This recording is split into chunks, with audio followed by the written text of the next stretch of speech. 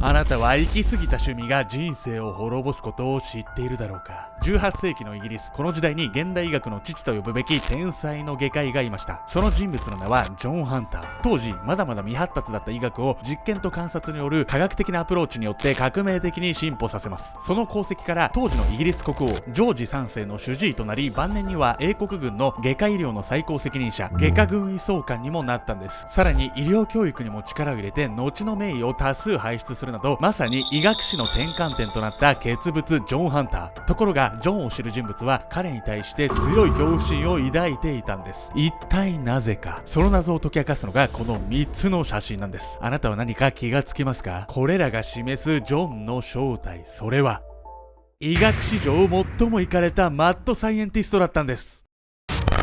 革命的な天才外科医でありマッドサイエンティストでもあったジョン・ハンター。数々の功績の裏で彼は一体何に手を染めていたのか。そこには彼の人生を滅ぼすほどの狂気の趣味があったんです。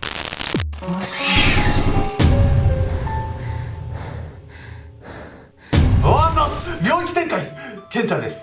呪術廻戦は東堂しか勝たん闇闇子です。お前の好きな女のタイプはどんなタイプだ？ケツとタッパがでかい女私ね。ありがとうございました。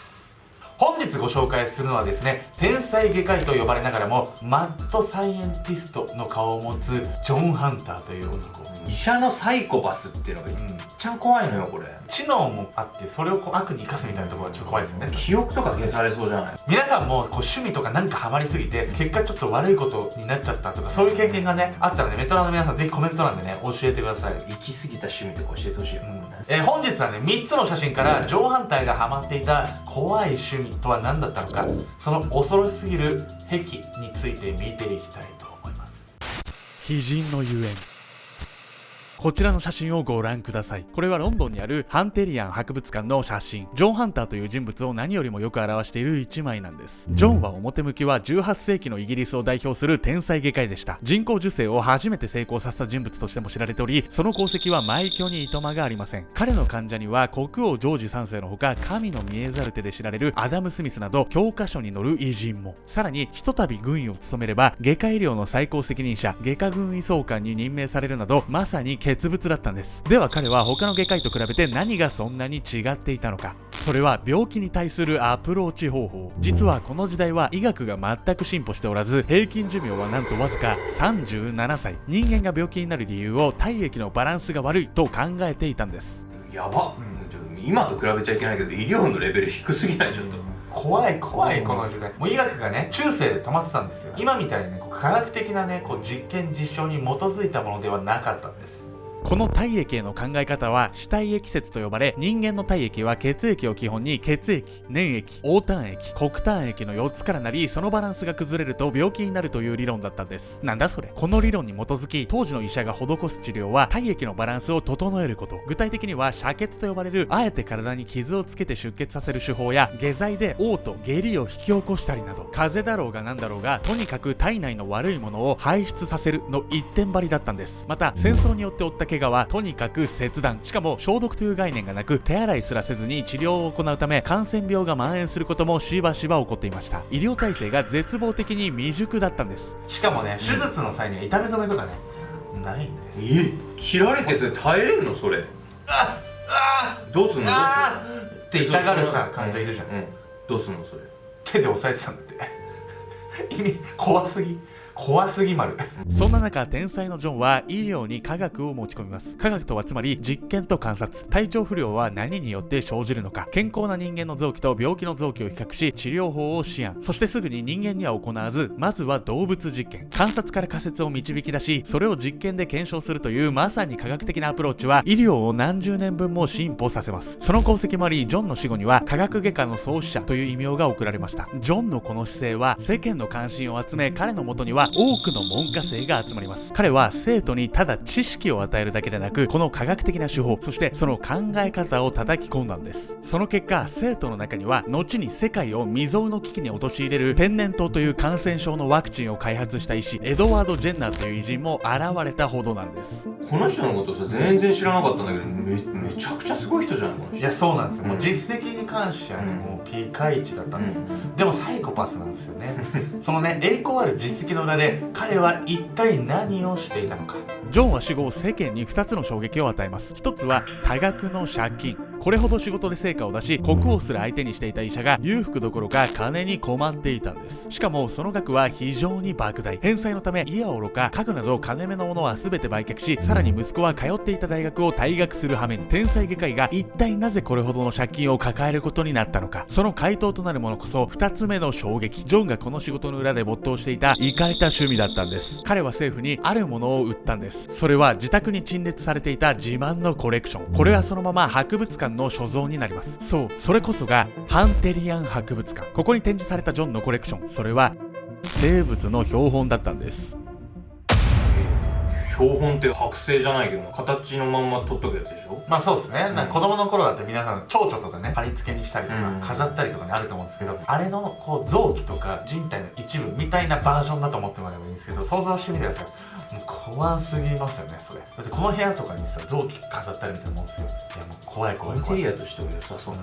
いやきちいなまあでも俺全然ぶっちゃけ大丈夫なんだけどそしてジョンは先にお伝えしたもの以外のものも集めていたんです。そしてそれをどうやって集めたのか、早速ジョンの裏側に迫っていきたいと思います。慈悲と狂気。こちらの写真をご覧ください。これはハンテリアン博物館に展示されている標本の一つ。一見しただけでは何の物体かわからないですよね。これはジョンが本業の外科医として働く中で入手したものなんです。一体彼は何をしたのか。ジョンは患者が殺到するほど大人気の外科医でした。しかしあらゆる階級の患者が診察に訪れる中で大きな問題がありました。それは医療費。現代とは異なり貧しい人は医療費の捻出が非常に困難。中には病気を抱えながら働き数ヶ月かけようやく工面して受診する人も。そんな患者に対してジョンは医療費をほぼ返金したんです。サイコパスとか言っててめちゃくちゃいいやつじゃない。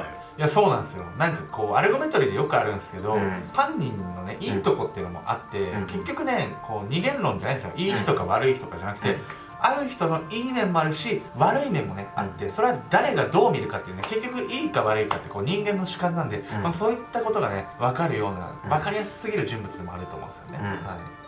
ジョンは貧しい人からは医療費を取らず、その分裕福層の費用を高く設定していました。金持ちどもは待たせておけ。お前らは働かなきゃいけないんだから。ジョンが貧しい患者に対して残した名言なんです。ツンデレかよ。彼らは病気で働けなくなれば生死に関わります。医療費だけではなく診察する順番でも貧しい人を優遇していたんです。そんな中、ジョンのもとに膝の動脈瘤を抱えた患者が現れました。動脈瘤とは動脈の一部がコブのように膨らんでしまう症状。それは悪化すると破裂して大量出血するリスクのある危険な疾患なんです。当時この症状に対して行われていた治療は患部全体の切断のみでした。この時代はですね、とりあえずね悪いとこあったらね切れみたいな時代なんですよ。そういう時代に生まれなくてよかったと思ってね。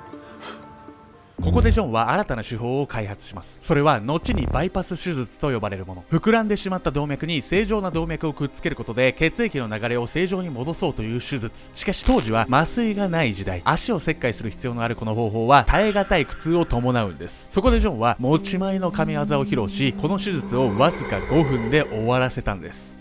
めちゃくちゃかっこいいじゃないこの人。いやそうなんですよ、すごい信頼を得ていてですね、国王やね、アダム・スミスも彼のね治療を受けようとするのね、納得っすよね。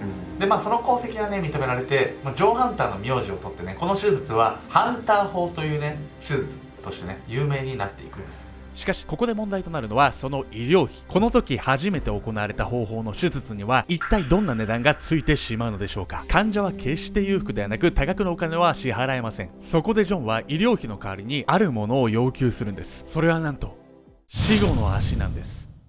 ジョンは医療費を無料にする代わりに患者の死後この足をもらい受ける契約を交わしました。そしてそれは実行され、足は標本となりました。これは今でもハンテリアン博物館に飾られているんです。そう、この写真のように。サイコパス。いい人だと思ってたのに、いい人だけどサイコパス。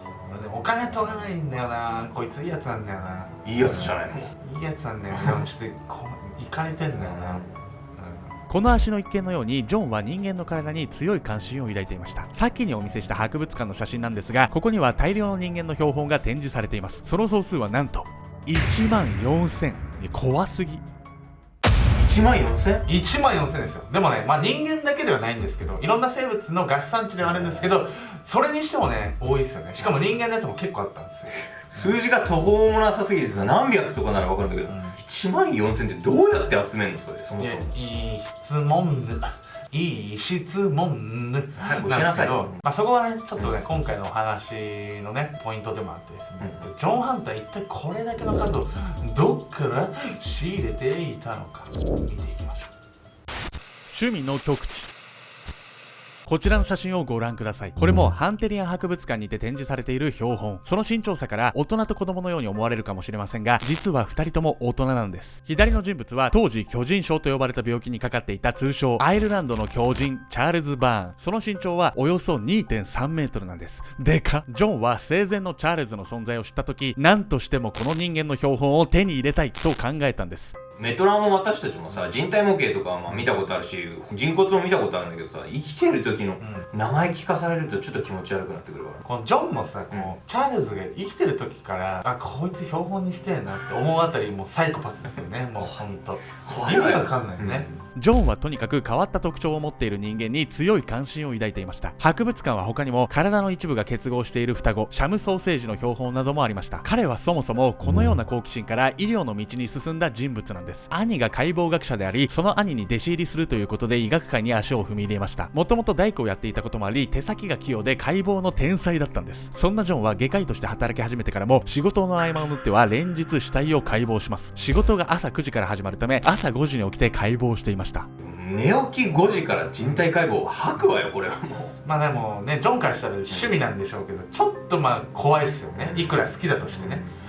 朝5時だ、解剖みたいなことだから、もう想像つかないね。我々みたいな人間には想像つかない。作業は自宅で行っており、そのため家の入り口は死体の匂いでとんでもないことになっていたというんです。怖っ。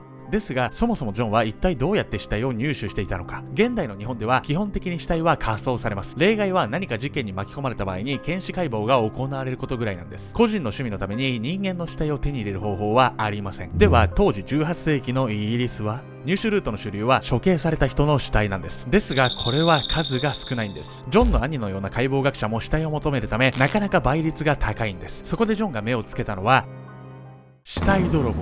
下着泥棒みたいな。初めて聞いたよ、そんな仕事。医療のためにね、必要ってのもあって、実はね、こう人間の死体がね、売れることもあったそうなんです。そしてですね、海外はなんと日本と違ってね、火葬文化じゃなくて土葬文化なんで、このね、土に埋まった死体をね、掘り起こして、それをね、売るね、いわゆる死体泥棒というやつもね、いたんですよ。もう不謹慎極まりないですよ、ほんと。